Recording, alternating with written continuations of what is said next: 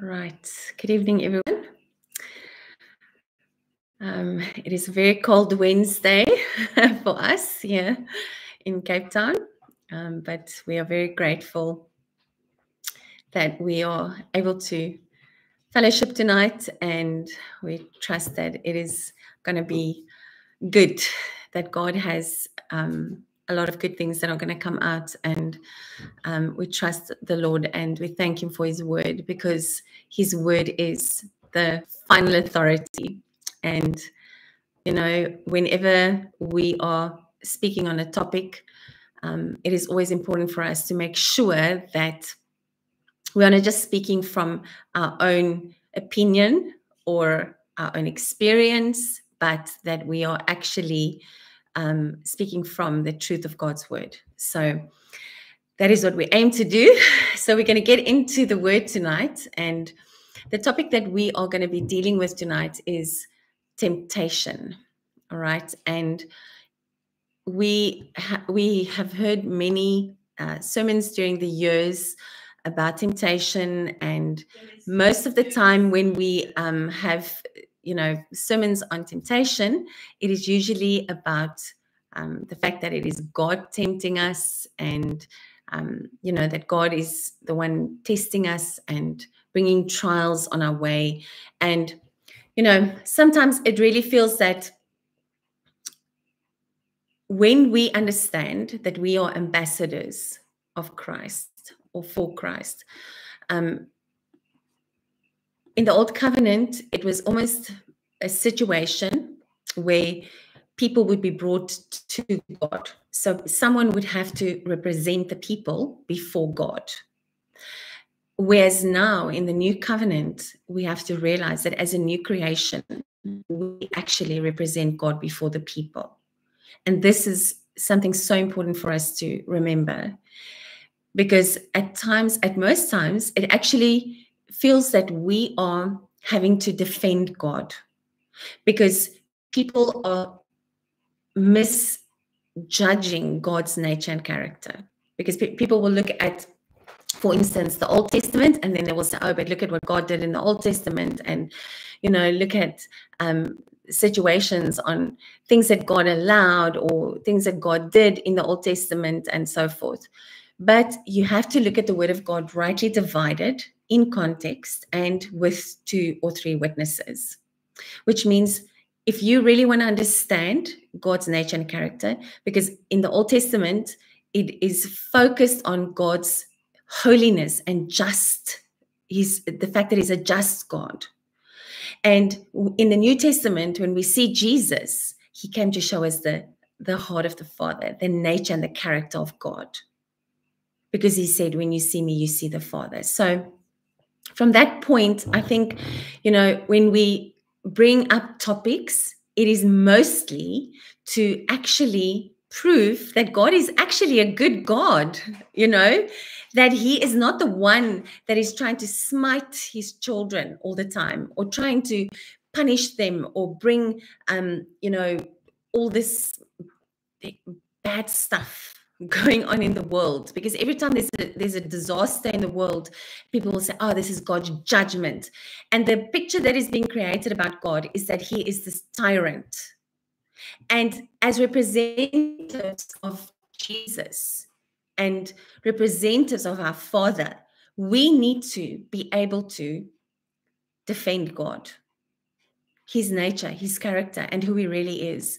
And I think one of the topics is temptation, because we have to look at where temptation comes from, why it's there, and then we have to look at God and the word of God to see why people are blaming God for this, really. So to first look at the word temptation, it actually means, if you look at the meaning of it, it means trials or testing. And if you have to look at the definition, it actually says it is a putting to proof by an experiment or an experience of evil solicitation, right? And then it goes on to say it is an adversity. So you can already see that when it is speaking about temptation, it's not referring to something that is good necessarily. All right. Now, I want to start by reading the first scripture, and that is in 1 Corinthians 10:13. And it says, "No temptation has overtaken you that is not common to man. God is faithful, and he will not let you be tempted beyond your ability. But with the temptation, he will also provide the way of escape that you may be able to endure it." Now, looking at the word overtaken, so it says, "No temptation has overtaken you." And it also means something that has seized you. And that word in the Greek is actually the word lambano. And that word means to actively lay hold of something or take it. It actually means to lay hold of something very aggressively. And it also means or emphasizes how the receiver is going to be reacting to this. Okay, so it is speaking about something that is aggressively trying to take a hold of you, because it is temptation that is trying to lambano, to seize you, right? And when it refers to the fact that no temptation that is trying to seize you, is something that is not common to man. And that word, not common to man, it is actually the word number 442 in the Strong's Dictionary, and it means that which is relating to human nature because of mankind, right? So it means something that is limited. In other words, it's not infinite, right?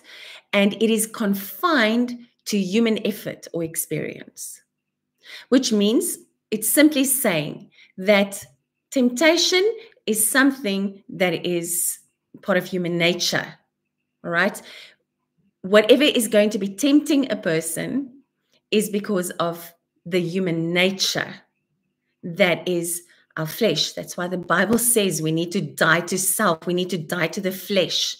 We can no longer live our lives according to the flesh, but we have to walk according to the Spirit. Now, when it says that God is faithful and he will not let you be tempted beyond your ability, that word tempted means that it is an act of putting someone or something to the proof. And, it can mean anything, or it can range from anything from hostile enticement to sin, all the way to sin.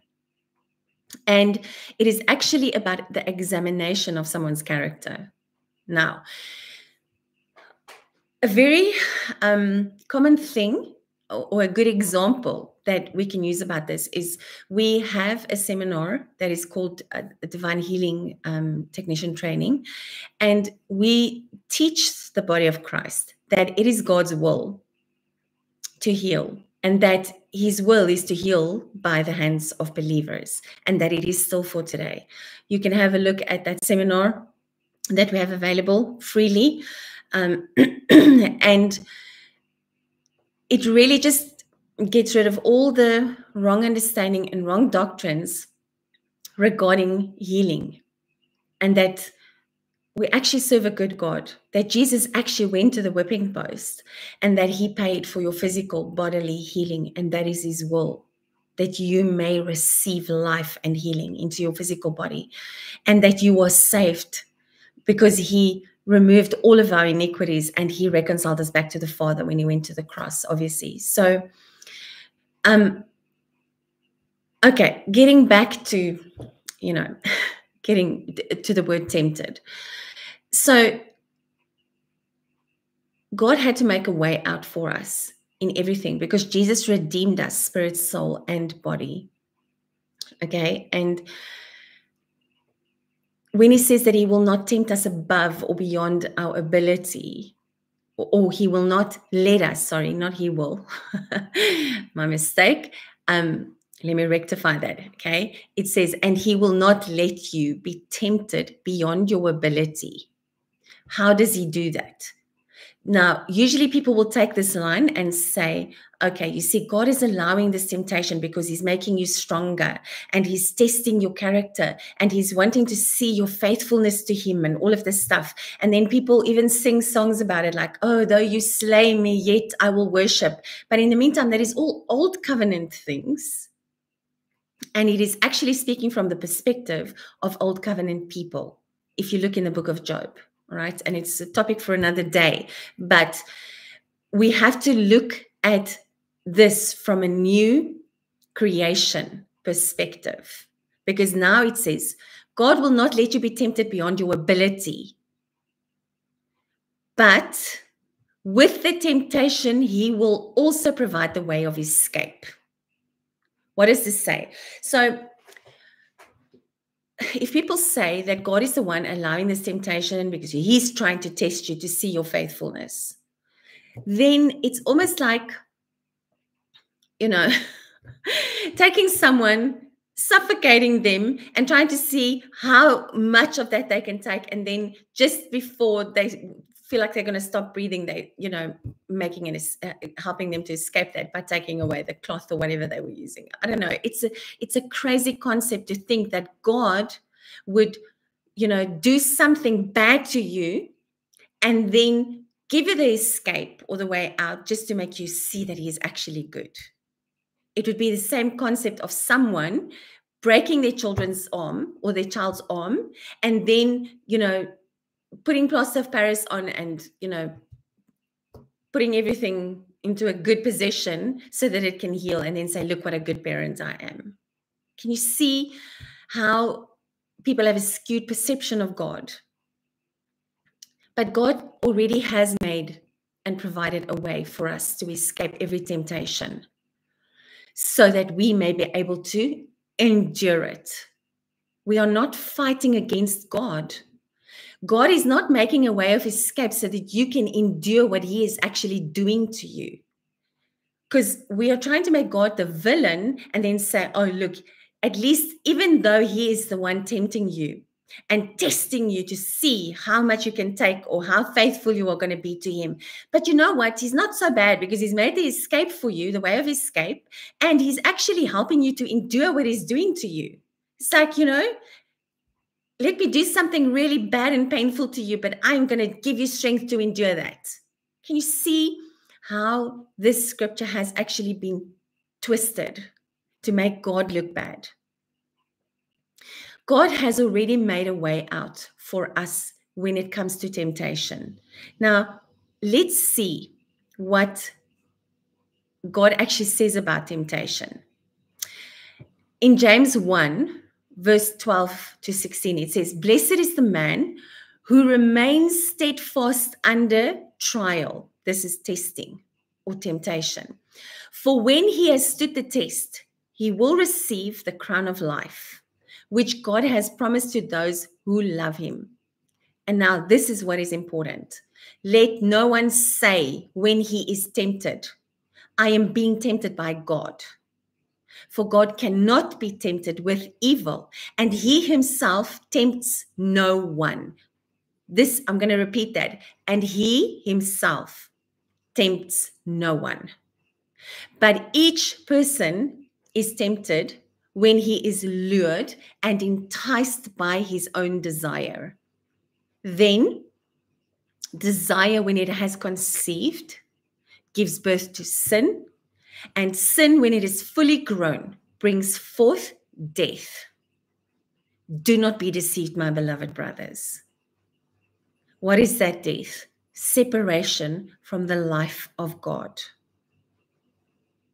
So the Bible is clear that it is not God that is tempting us. God is not allowing it. God has given man authority over the devil, right? We are tempted because we have an adversary. God has given us dominion. He has given us authority. In Genesis, when God created Adam, he said, and he gave man dominion over every living thing.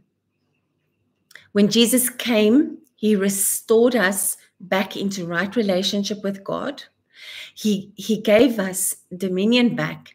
And then he said in Luke 10:19, behold, I give you the power to tread on serpents and scorpions and over all the power of the devil, which is just ability of the devil, and nothing shall by any means harm you.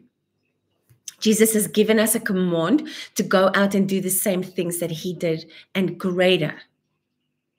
He said we will do greater things even. So if God has given us the authority, Jesus has put everything in possession.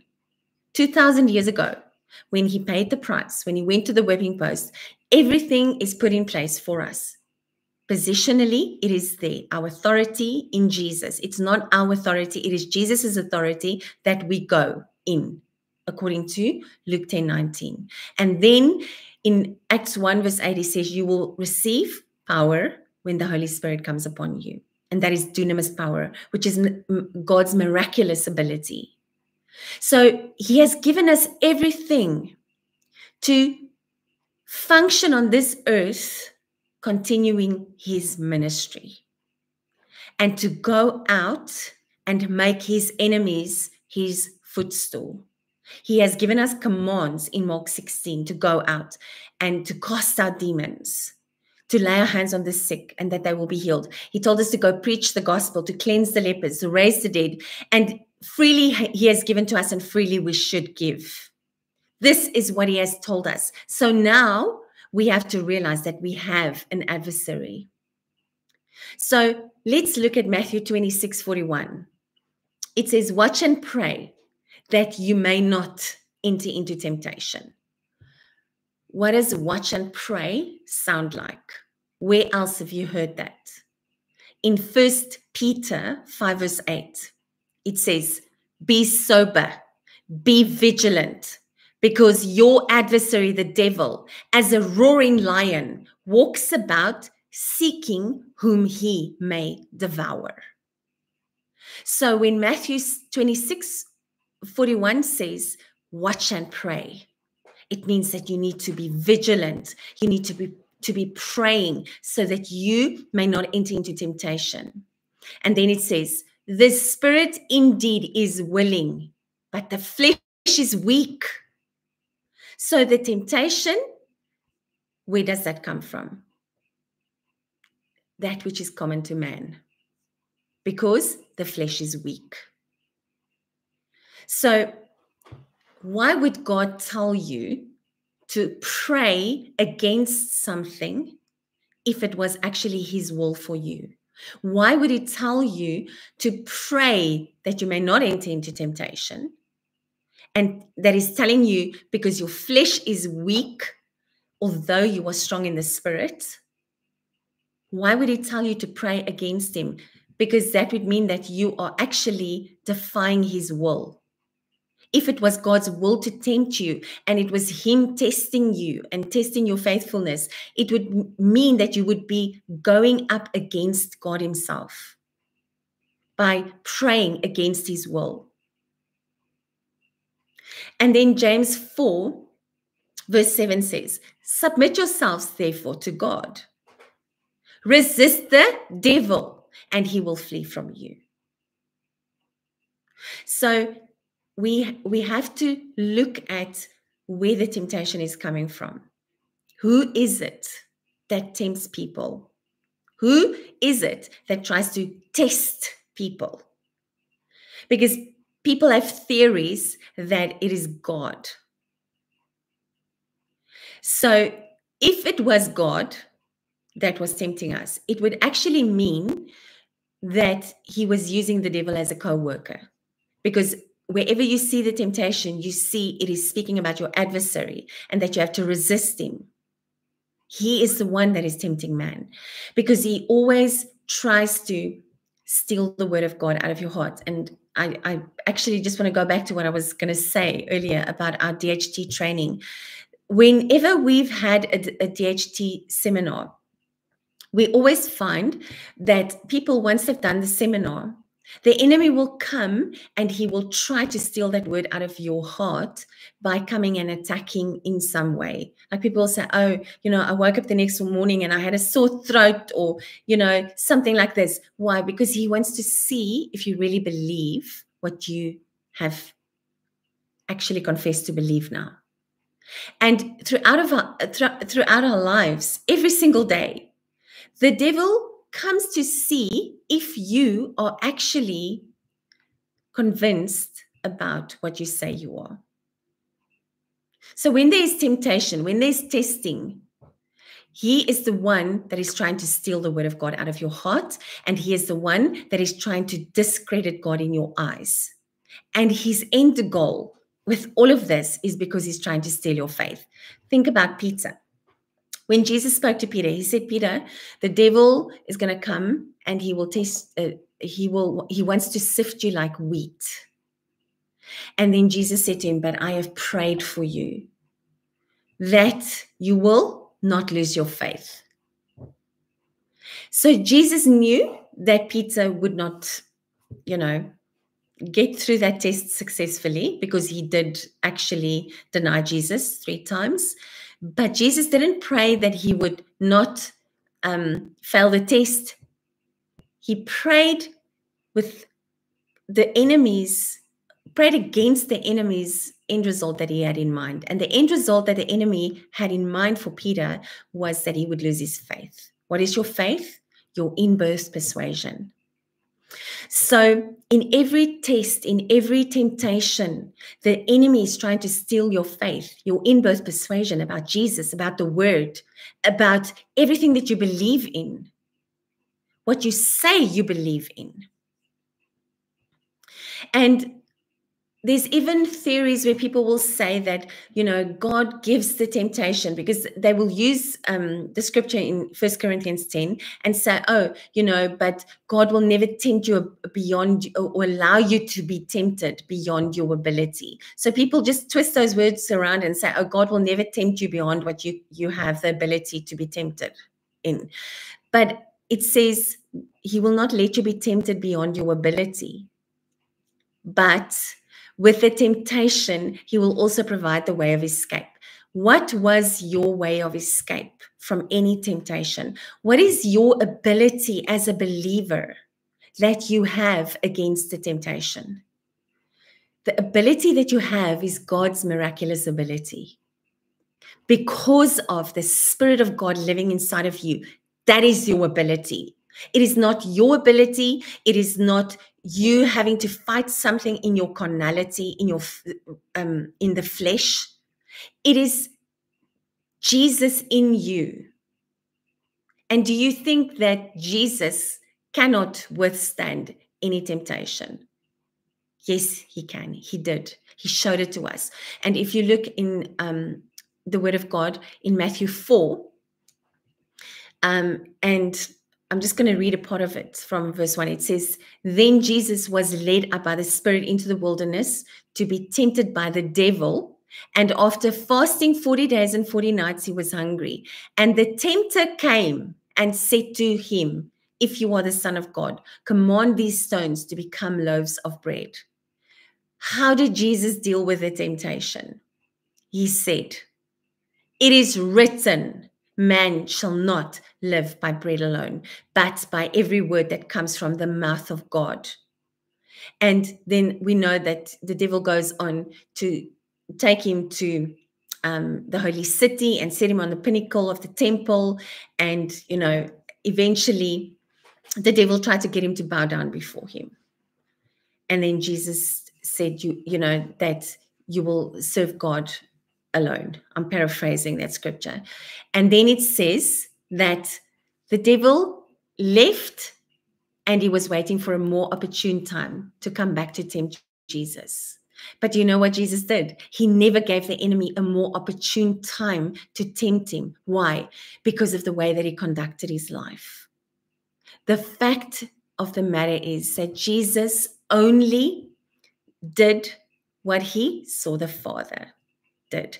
He only said what he heard the Father say. And what is that? In the Word. So when we line ourselves up with the word of God, instead of trying to fight things in our own strength, we know that it is the Spirit of God in us that gives us the ability to live above the temptation. It is the Spirit of God in us that gives us the ability to resist sin, to resist every temptation that comes our way. We don't have to do it in our own strength.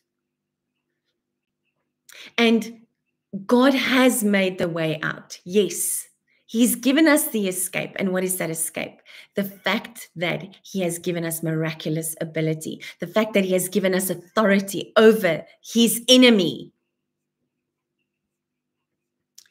And when He says that you will be able to endure it, that word endure is the word that means to carry something literally like under a current of a river that is carrying someone away from danger. So God is not the one that is encouraging us to work against Him, because He's not the tempter. He's not the one tempting us. It is not Him doing the tempting. It is the devil and his clonies, his minions, right? And when we look at Hebrews 2, verse 18, it says, "For because He Himself has suffered when tempted, He is able to help those who are being tempted." So if it was God tempting us, why would He help us when we are being tempted? And it says that Jesus suffered when He was tempted. Therefore, He is the one helping us. And there is no contradiction in the word of God. God cannot contradict Himself. So He's not the one doing the tempting and then saying, "Oh, but I'm helping you to stand against the temptation." You know? No, Jesus Himself suffered when He was tempted. And that's why He helps those that are being tempted. By what? He gave us His authority. He gave us dominion. He gave us miraculous ability by baptizing us in the Spirit. Hebrews 4, verse 15 says, "For we have not a high priest which cannot be touched with the feeling of our infirmities." And that word infirmities is actually referring to weaknesses. Because remember that in the King James, it always speaks about infirmities, but it is actually referring to weaknesses. Now, "For we have not a high priest which cannot be touched with the feeling of our weaknesses, but was in all points tempted like as we are, yet without sin." And people might say, "Oh, but that was Jesus." Where's Jesus living now? In you. The Bible says he who is joined to the Lord is one spirit with Him. Jesus doesn't come and go. When you are a believer, He abides in you. He lives in you. Therefore, He is in you. And therefore, you have the ability that He has given you to stand against the temptation. And in all points, Jesus was tempted. Why? Because He lived in a fleshly body. He understood the temptations of living in a fleshly body on this earth. He understood that because He was living on this earth in a physical human body. But what does it say? He never sinned. He has given us the ability through the power of the Holy Spirit. The Holy Spirit is the one that is teaching us. He leads and guides us into all truth. He is the one that gives you the ability to live above the temptation and the sin. And how do you resist the devil? When he comes with the temptation, what do you need to do? It is written. When he tries to tempt you to fear, you have scripture that says, God has not given me a spirit of fear. because fear is a spirit. It's not coming from inside of you. It's not your own thoughts or your own feelings that is causing you to fear. It is influenced from the outside by the spirit of fear, because God refers to it as a spirit of fear. It is a demonic spirit that is trying to influence you to fear. But you need to resist that fear, because God says, I've not given you a spirit of fear, but a spirit of love, power, and self-control. Sound mind, self-control. The Holy Spirit is the spirit of love. That is God's agape love. That word love there means agape love. And dunamis, power. And self-control. Self-control is part of the nature of the Holy Spirit living inside of you. That is what God has given you. So when the devil comes and tries to tempt you to go into fear, you need to resist him by saying, it is written. Use the word of God, and the devil cannot read your mind. No devil. And if I refer to the devil, it's not the devil attacking every single person on the earth, right? The devil is just the head of the demons. So there's demonic spirits that are working with him, and they are the ones that go around and they are trying to influence people, trying to attack people in their physical bodies. But Jesus has given us authority to tread on serpents and scorpions and over all the ability of the devil, and nothing shall by any means harm you. This is a promise that God has given you, but you need to stand on those promises. You need to stand on God's word, and you need to use the sword of the Spirit, which is the word of God. That is your weapon against him, because he cannot stand against the word of God. In the kingdom, we fight with words, and not our own words, the word of God Almighty. Because the word of God is living and powerful and mightier than a two-edged sword, dividing asunder between soul and spirit.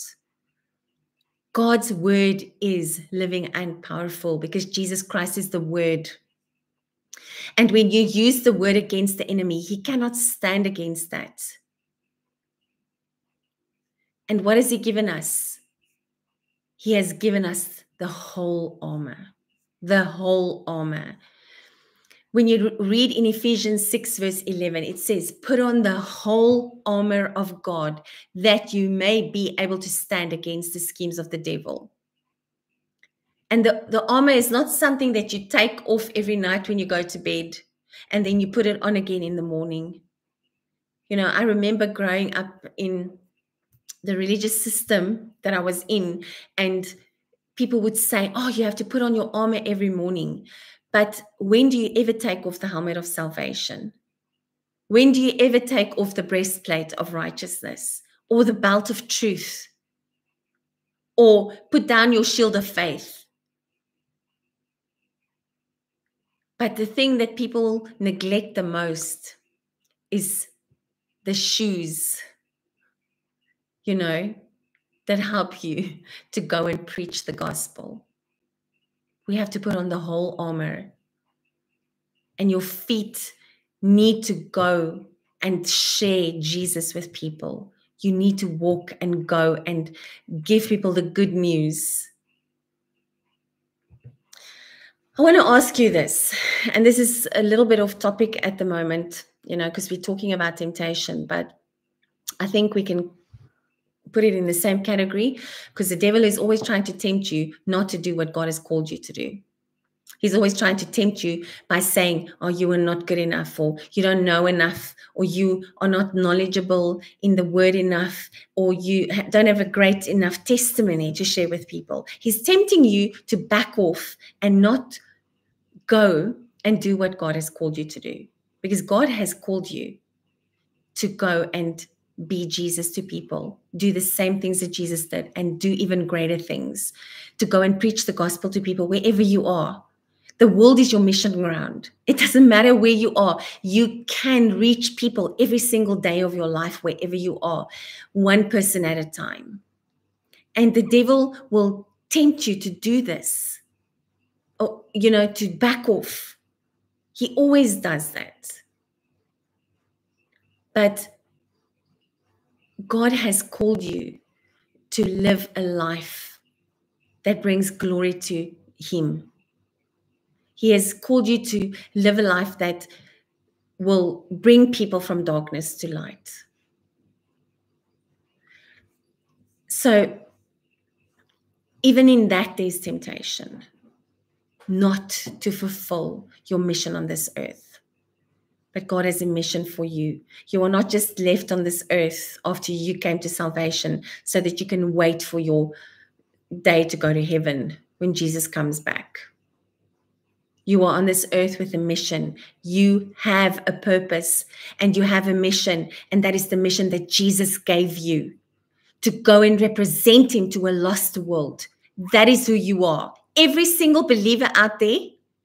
We don't have some people that are just meant to bring in money into the kingdom and then others that are supposed to go onto the mission field, because that is another lying doctrine that is out there. Some are kings and some are priests. And then they say the kings are the ones that are supposed to just bring the supplies in by bringing the money. And then people think, I'm paying my due diligence because I go to church every Sunday and I bring the money. I pay the money. But there are those, that don't have the money, and they are supposed to go into the mission field. This is a lie. Where do you see that in the Bible? God says that we are kings and priests unto God. All of us. Because we walk in the authority of our King, who is the King of Kings. And we are to go and preach the gospel to the lost world out there, so that we can bring them to the King of Kings that we serve. Bring them into the kingdom so that they too can be translated from the kingdom of darkness into the kingdom of His dear Son. You, as a believer, have been translated from the kingdom of darkness into the kingdom of His dear Son.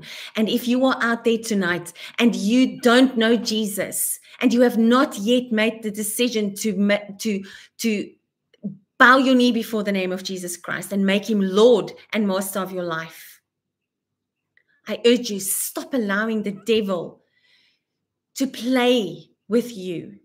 He doesn't love you. He doesn't care about you. He will take you like an orange and he will squeeze everything out of you that he possibly can, and then he will throw you away. He hates you because you are created by a holy God. Come to Jesus. Come to your Creator, because He is the only one that cares about you. He's the only one that loves you. And He's the only one that has the way out for you to be saved from the oppression and all the things that the enemy is doing to you. And it doesn't matter what you've done in your life. It doesn't matter if you think that you are unsavable. And I know that's not an English word, but you know what I mean. No one is beyond saving. Jesus died. He took every single sin and sickness upon His own body so that you can have a way out. He has the way out for you. You just need to surrender your life to Him. And He has the victory over the devil, because all authority in heaven and on earth belongs to Jesus. And Jesus destroyed the works of the devil. He disarmed every ruler and authority, and He made a public spectacle of them by means of the cross. And when you come to Jesus and you make Him Lord of your life and you surrender your life to Him, then you too walk in that authority over the devil, and every serpent and scorpion is under your feet, and He gives you miraculous ability and authority to stand against the devil and make him Jesus's footstool. Amen. So I want to urge you, go into the description and find our contact details. If you need help, if you need prayer for anything, if you need healing in your physical body, whatever it is, Jesus has provided that for you. We do nothing in our own ability. We do nothing in our own strength. We do everything because of the authority of Jesus and the miraculous ability of Jesus Christ that abides in us through the Holy Spirit of God. call us, get a hold of us, and we are going to help you to come to Jesus. When you are a believer and you are sick in your physical body, or you are being attacked with depression or anxiety or fear or whatever the devil is trying to do to you, Jesus made the way for you to be set free. Call us, get a hold of us, and we are going to minister to you. We are going to pray for you. And Jesus is faithful to his word. That I can tell you. I'm going to pray right now. Father, I thank you for every person on this call. I thank you, Lord, that you are the King of Kings and the Lord of Lords. I praise you. I glorify you for who you are.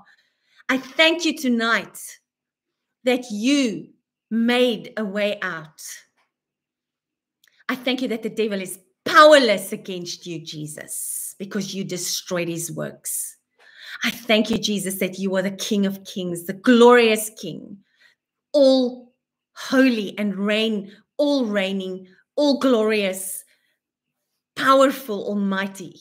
That is who you are. And I thank you.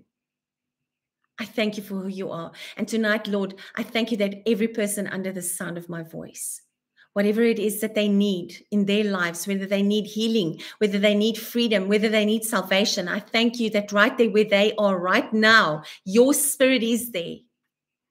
And I thank you that you bring conviction, that you bring freedom and healing. I thank you that right now it is done in the name of Jesus Christ to every person under the sound of my voice. And even those that are going to be watching this in the future, I say to you, be healed, be set free in the name of Jesus Christ. And I glorify you for that, Lord. I thank you because you love all of your creation. I thank you, Jesus. Amen. Good. All right, everyone. Thank you for joining us tonight. It is always a privilege to share the word of God.